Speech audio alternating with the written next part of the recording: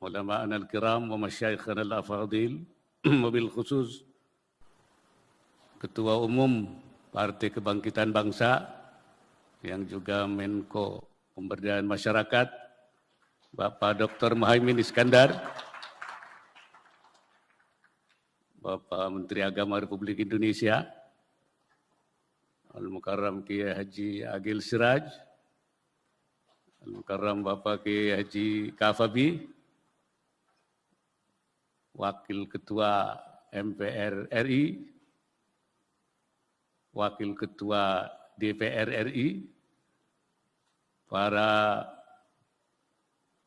perwakilan duta besar dan negara-negara sahabat, terutama dari Wakil Duta Besar Iran. Terima kasih atas kehadirannya. Para Wakil Ketua Umum, Pengurus Besar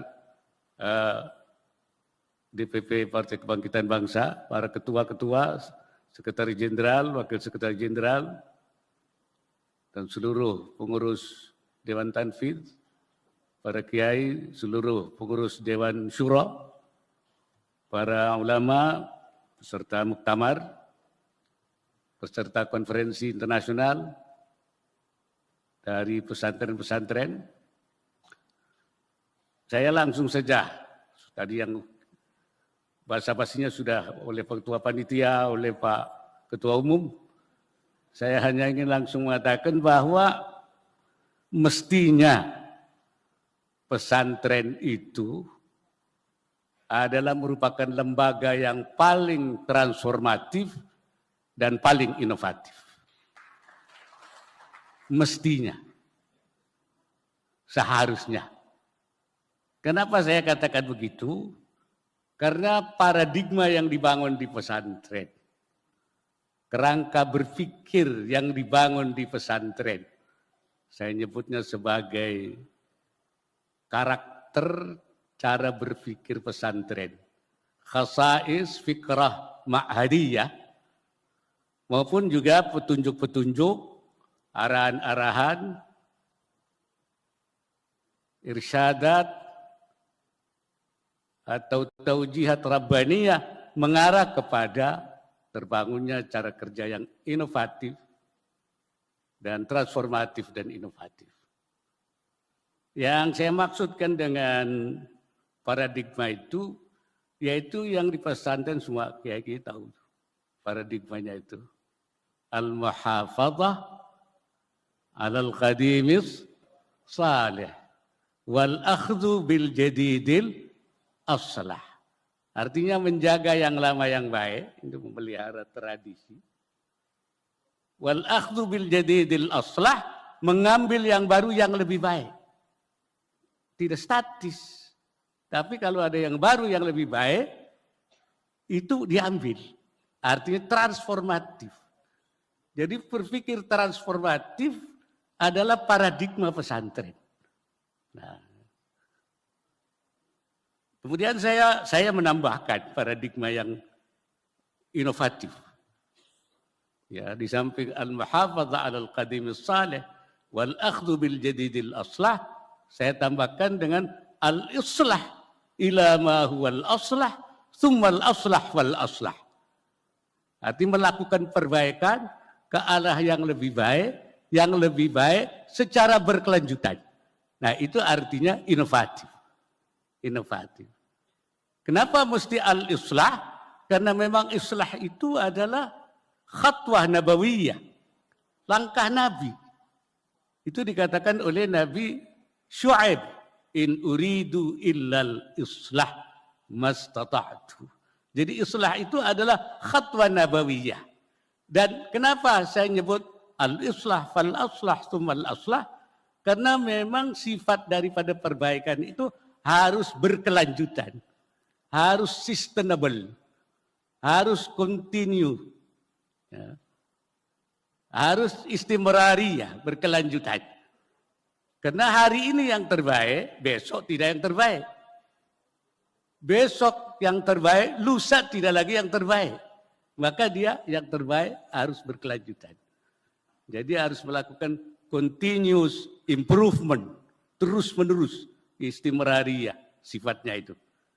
Jadi secara paradigmatik saya katakan pesantren itu mestinya menjadi lembaga yang transformatif dan inovatif. Kemudian juga karakteristiknya, cara berpikirnya juga seperti itu. Cara berpikir Ahlus Sunnah wal Jamaah, karena pesantren itu umumnya ajarannya Ahlus Sunnah wal Jamaah.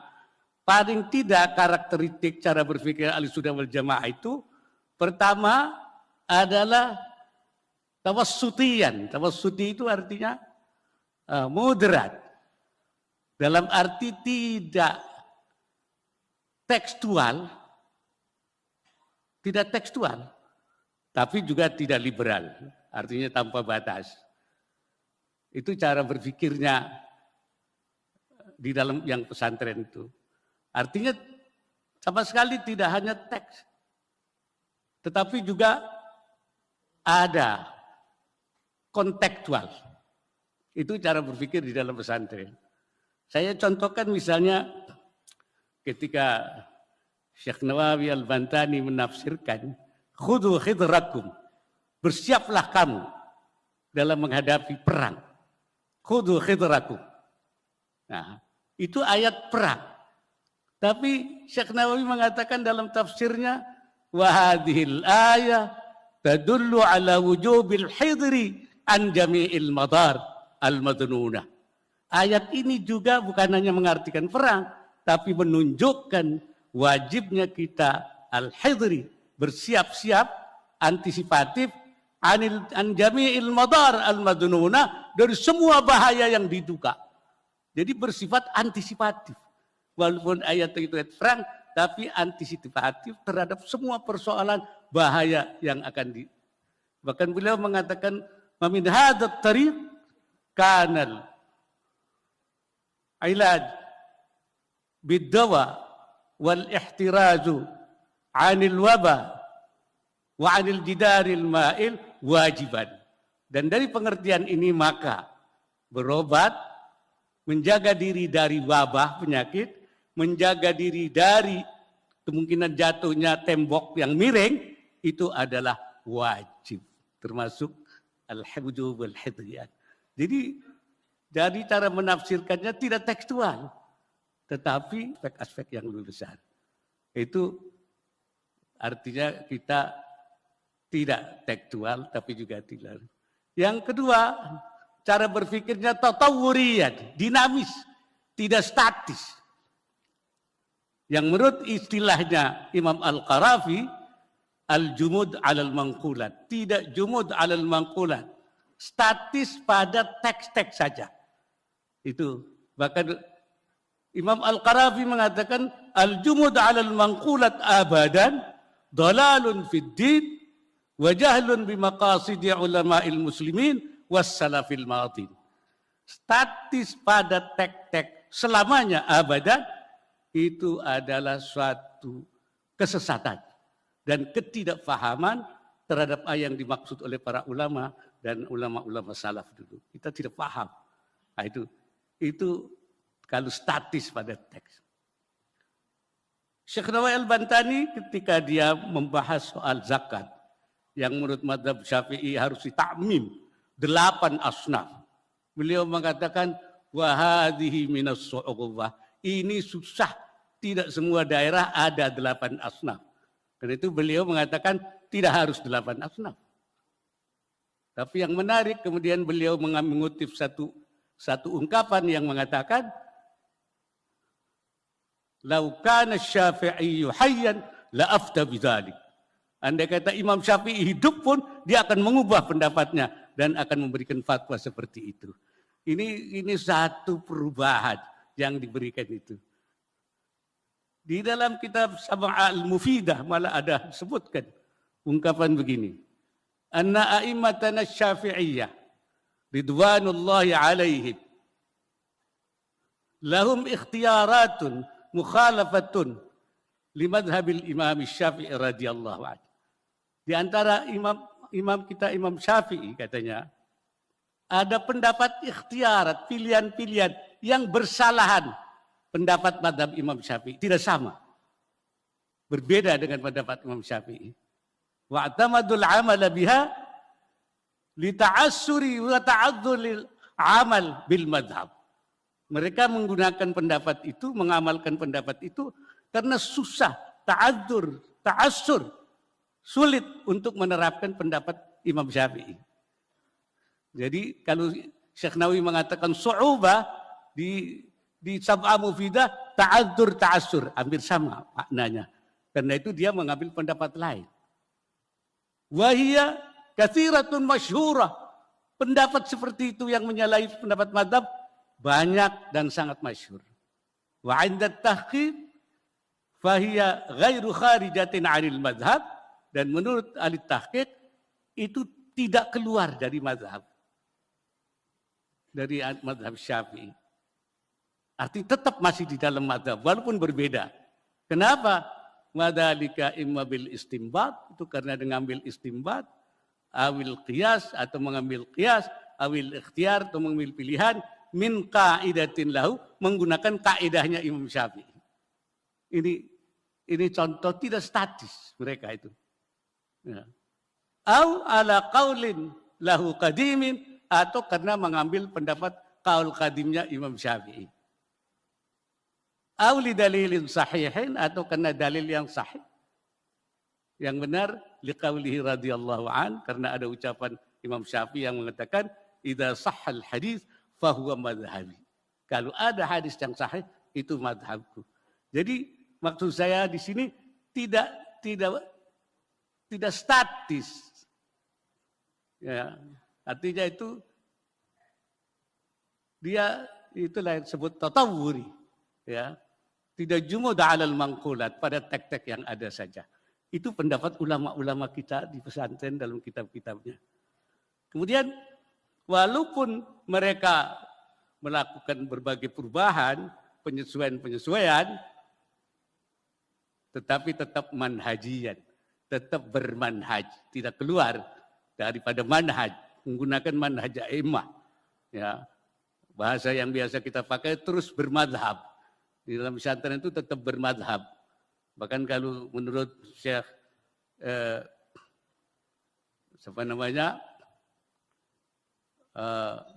yang dari Damaskus itu, Buti Al-Buti, ya, Said Ramadan Al-Buti, beliau mengatakan la madhabiyata akhtaru bid'atin tuhaddidu syariat al-islamiyah. Tidak bermadhab itu adalah bid'ah yang akan menghancurkan, merusak syariat Islam. Karena tanpa batasan, tanpa patokan, tanpa hudud, wala dawabi.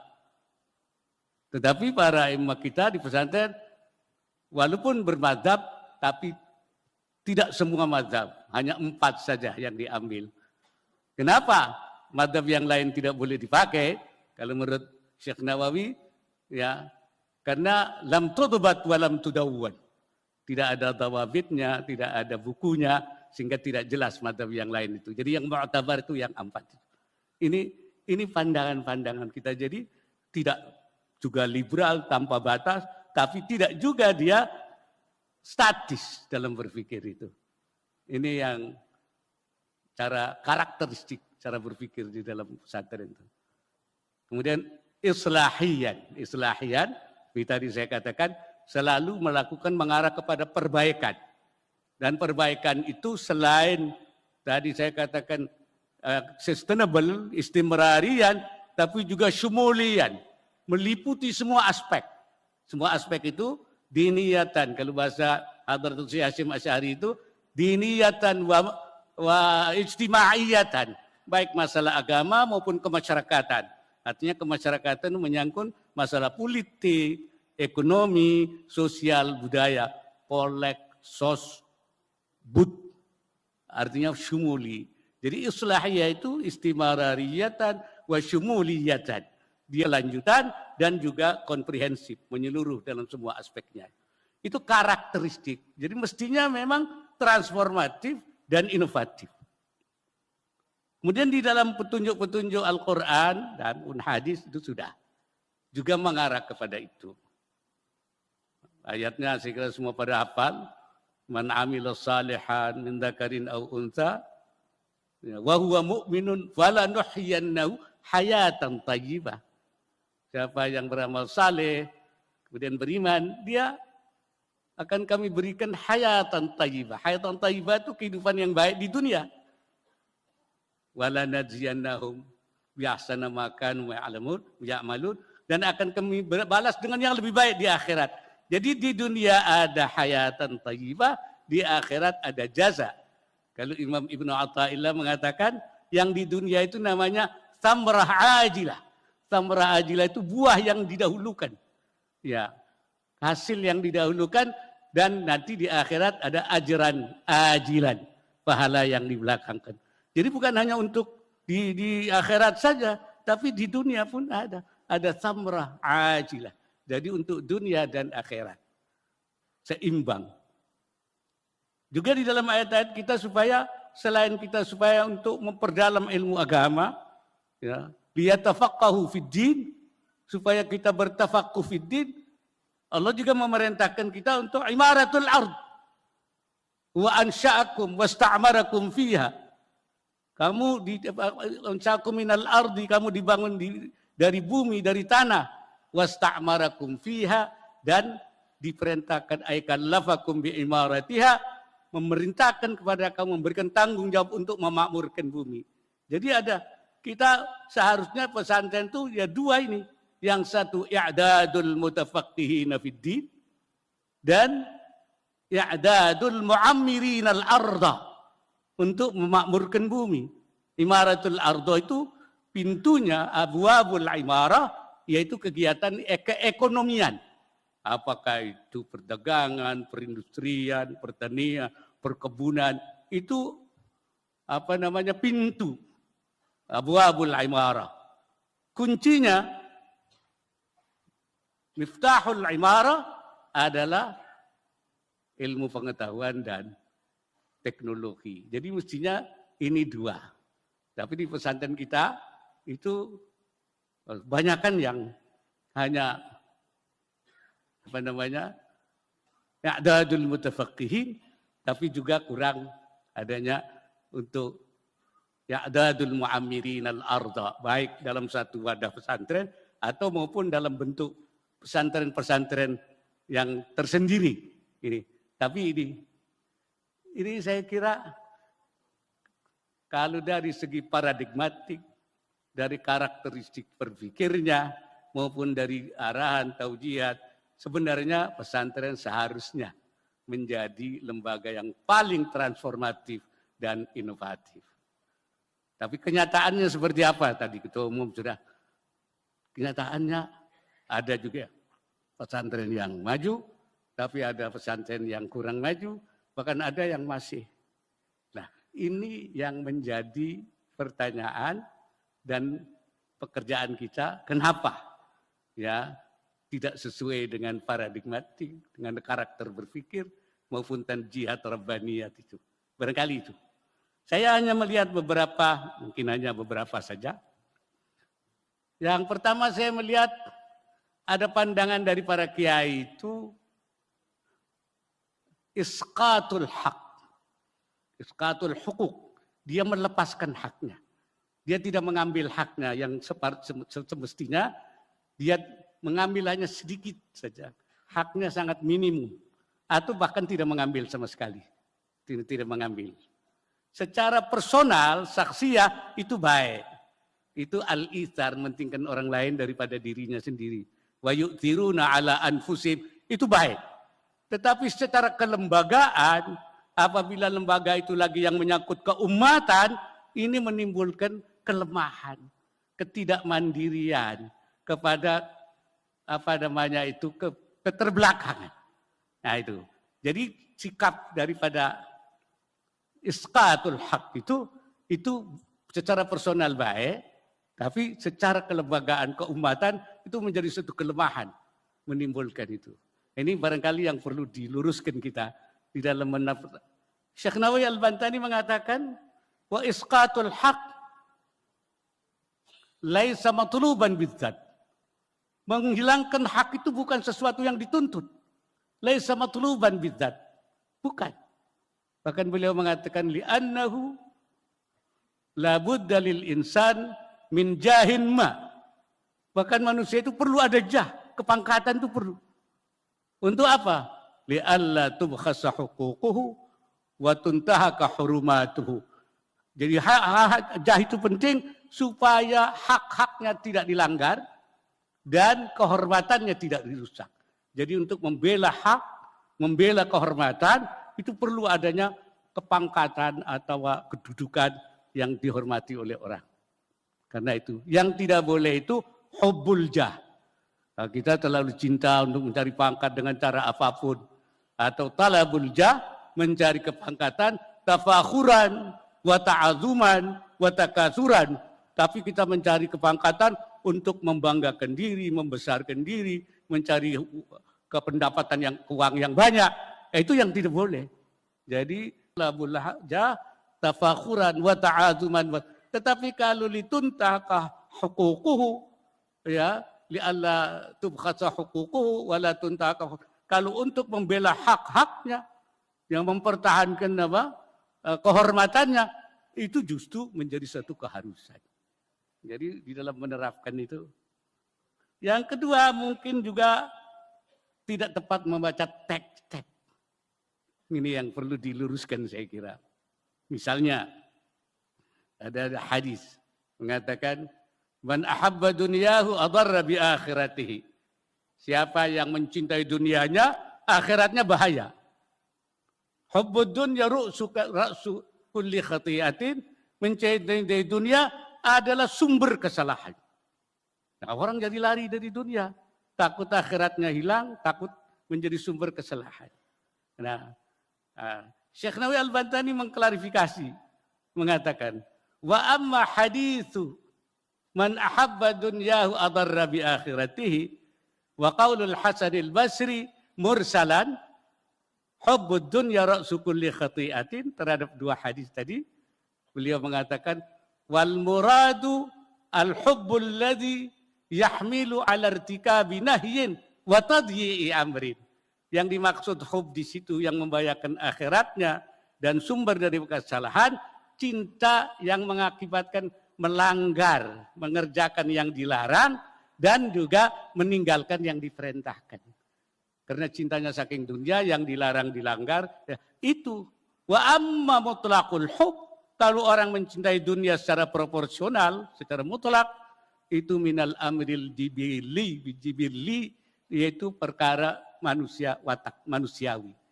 Jibilli, amril jibilli artinya itu manusiawi, orang cinta itu kepada harta itu sudah manusiawi, sepanjang tidak dia melanggar aturan Allah. Begitu juga ungkapan Imam Ibnu Athaillah bisa menimbulkan mispersepsi. Misalnya apa? Ijtihaduka fima dhumina laka, usahamu terhadap apa yang dijamin oleh Allah, yaitu rezeki, wa taqsiruka fima tuliba minka, dan kamu lalai terhadap apa yang diminta kepada kamu, dalilun alan timasil basirati minka, rimasil basirati minka, itu menunjukkan bahwa basiramu hilang, basirahnya hilang. Kalau dua ini, nah kalau ini dibaca sepintas, seakan-akan tidak boleh ijtihad fi madhumina, nggak boleh cari rezeki. Nah, Syekh Nawawi mengatakan bukan begitu. Wal madhmumu ijtima'ul ijtihad fi madhumina wa taqsir fi matuliba. Yang tidak boleh itu dua-duanya ngumpul. Urusan rezeki yang dijamin dia cari dengan sungguh-sungguh, urusan ibadah yang dituntut dia lalai. Wa amal ijtihad fi talabir rizqi ma qiyami huquqillahi ta'ala min ghairi taqsirin laisa dalilan ala umyi ainil qalbi bal huwal jihadul akbar. Nah, ini Syekh Nawawi begitu. Adapun mencari rezeki dengan tetap menjaga hak Allah tanpa lalai, itu tidak menunjukkan bahwa mata hatinya itu hilang, tetapi justru al-jihadul akbar, hal seperti itu jihad besar namanya. Terus menyebutkan beberapa hadis. Jadi Ini mispersepsi, salah memaham itu bisa menimbulkan sikap yang berbeda. Jadi sangat transformatif. Itu antara lain. Begitu juga ungkapan Syekh Nawawi mengatakan wasufiyatu yushiruna bil jabri katsiran. Orang ahli tasawuf itu banyak sekali mengisyaratkan tentang penyerahan diri, al-jabru, al-jabru, al-jabru. Wa murad laisa muraduhum al-jabru zahiri. Maksud mereka bukan penyerahan secara lahir, tidak berbuat apa-apa. Wa innama muraduhum al-jabrul batini. Yang dimaksud itu penyerahan secara batinnya. Lahirnya tetap berusaha. Ikhtiaran zahiran, ittiraran batinan. Secara lahir tetap dia berusaha, ikhtiar. Secara batin dia pasrah. Ini jadi pemahaman-pemahaman yang proporsional, yang tepat ini yang perlu kita. Ini saya kira dua hal. Ya, yang ketiga, nanti boleh ditambah, boleh dikoreksi, boleh di dalam forumnya itu. Tidak ada lembaga yang mengkoordinasikan. Masing-masing pesantren sendiri-sendiri, karena itu ada yang maju, ada yang tidak ada. Tidak ada yang menjadi diligent. Tidak ada yang orkestrasi masing-masing. Enggak ada. Tidak ada tidak ada pilotnya. Ya. Tanpa pemandu, berjalan sendiri-sendiri. Jadi pesantren-pesantren itu mutafarriqina wa mukhtalifina. Sudah berpisah-pisah, sudah sendiri-sendiri. Syekh Nawawi Al-Bantani ketika menafsiri wala takunu kalladzina tafarraqu, jangan kamu itu seperti mereka yang bercerai-berai dan berselisih. Beliau mengatakan, bi ansara kullu wahidin minhum minar ruhbani raisan fi baladin. Masing-masing jadi kepala di masing-masing negara. Tsummakhtalafu. Kemudian dia berselisih. Bi ansara. Selamat datang Pak Menteri Pendidikan. Saya teruskan sedikit lagi. Bi ansara kullu wahidin minhum yadda'i annahu 'alal haq. Ya. Dia mengaku benar wa anna sahibahu 'alal batil dan temannya batil. Ini namanya tafarraqu wakhtalafu. Itu zaman itu. Bahkan Imam Fakhrul Razi mengatakan, "Lau ansafta 'alimta anna aktsara ulama'i hadzal zaman mausufuna bitilka sifat." Kalau kamu perhatikan ulama kita zaman ini sifatnya seperti itu, yaitu raisan fi baladin, kemudian juga wa da'a anau 'alal haq, yang lainnya batil. Jadi masing-masing sendiri-sendiri. Saya bilang, jangan-jangan sekarang lebih jelek dari itu. Bukan raisan fi baladin, tapi raisan fi qaryatin. Di kampung-kampung, wa raisan fi ma'hadin. Masing-masing sendiri-sendiri, sendiri, mengambil keputusan sendiri, mengambil langkah sendiri. Tidak ada. Tidak ada konektivitas. Tidak ada ketersambungan. Oleh karena itu, memang perlu ada yang menggerakkan, mengordinasikan untuk menyambungkan data, menyatukan langkah-langkahnya. Saya kira konferensi ini merupakan pertanda memulainya kesadaran untuk kita bersatu kembali. Itu dalam hal penyelenggaraan kita, sistem pendidikan yang kita bangun. Ada lagi yang lebih berat, yaitu tantangan. Yang tadi disebutkan Pak Ketua Umum, tantangan yang kita hadapi berat lagi. Bahkan kalau saya baca di I'anatul Talibin, sudah ada prediksi itu. Kata sahibul I'anah mengatakan apa? Fa inna zamana maftunun. Zaman ini sudah terkena fitnah. Wa ahlahu 'anil haqqi nakibun. Dan penduduknya, warganya sudah meninggalkan hak yang benar. Meninggalkan. Makanya PKB membela yang benar. Kenapa? Wa anna ahlahu 'anil haqqi nakibun. Illa man sya'allahu wa humul aqallun, kecuali sedikit saja, mereka itu hanya sedikit yang tidak seperti itu. Wal mashkuru 'indan nas man wafaqahum ala anfusihim. Yang diterima kasihi, yang dipuji, yang dihormati di kalangan manusia, orang yang cocok dengan selera mereka. Wa in kana ghaira mustaqimin lillah, walaupun tidak istiqamah di jalan Allah. Walaupun tidak istiqamah di jalan Allah, asal sesuai dengan selera mereka, itu dihormati. Ini persepsi masyarakat kita sudah terbalik. Wal madhmumu indahum man wafaqahum, yang dicela man khalafahum, yang dicela oleh mereka itu yang menyalahi mereka, yang enggak sesuai dengan selera mereka. Wa in kana 'abdan salihan, walaupun orang itu hamba yang soleh, karena enggak cocok dengan selera mereka, dicela di masyarakat itu. Wa tarahum yamdahuna man la yastahilul madha, mereka memuji orang yang tidak sepatutnya dipuji. Kenapa dipuji? Li muwafaqatihi, ya, iyahum, karena cocok dengan mereka, wasukutihi an batilihim, dan diam saja terhadap kebatilan mereka, tidak mau ngusik kebatilannya. Tuh. Wa yadhummuna man khalafahum, dan mereka akan mencela orang yang tidak sesuai dengan mereka, wa yunsihuhum fi dinihim, dan menasihati agamanya. Itu dicela kalau menasihati membetulkan agamanya. Jadi kita pesantren menghadapi satu persepsi, mungkin akibat daripada tadi pengaruh-pengaruh media terhadap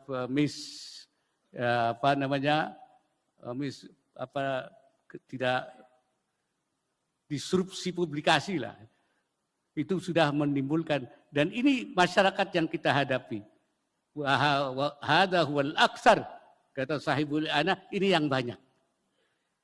Illa man asamallah, kecuali orang yang dijaga oleh Allah. Itu 100 tahun yang lalu ini ungkapan ini. Kok kayaknya masih tepat sekarang ini. Yang diucapkan oleh sahibul ana. Dia kayak yang suka baca I'anatul Talibin pasti itu ketemu. Kalau enggak ketemu berarti enggak nyampe ke situ itu. Nah, inilah hal yang harus kita, jadi ada aspek-aspek, ada tantangan yang kita hadapi. Pertanyaannya, kenapa kok PKB ngurusi pesantren? Apa sih relevansinya? Nah, saya bilang, pesantren itu kan pimpinannya pasti kiai. Betul? Minimal hampir kiai. Kalau kiai itu gelarnya kiai haji kan. KH di depan, kiai haji ya di depan. Tapi kalau HK itu di belakang, hampir kiai. Jadi itu kan hampir kiai. Ya. PKB itu partai gerakan politik kiai. Sama enggak tuh? Pesantren dipimpin kiai, PKB gerakan politik kiai. Saya bilang bukan kiai politik, bukan. Tapi politik kiai. Bedanya apa? Kalau kiai politik itu kiai ikut politik. Ke kanan ikut ke kanan, ke kiri ikut ke kiri, nyebur ikut nyebur. Kalau politik kiai itu politik ikut kiai. Jadi PKB itu adalah harakah asyasiyah al-kiyaiyah. Karena memang sejak awal PKB itu disebut Hizbun ussisa min awwali yaumin matiyatan lil harakah asyasiyah al-kiyaiyah. Jadi partai yang sejak awal didirikan sebagai wadah gerakan politik kiai. Sekarang pertanyaannya bagaimana? Kalau ada Hizbun ussisa min awal yaumin, itu jawabannya apa? Jawabannya apa?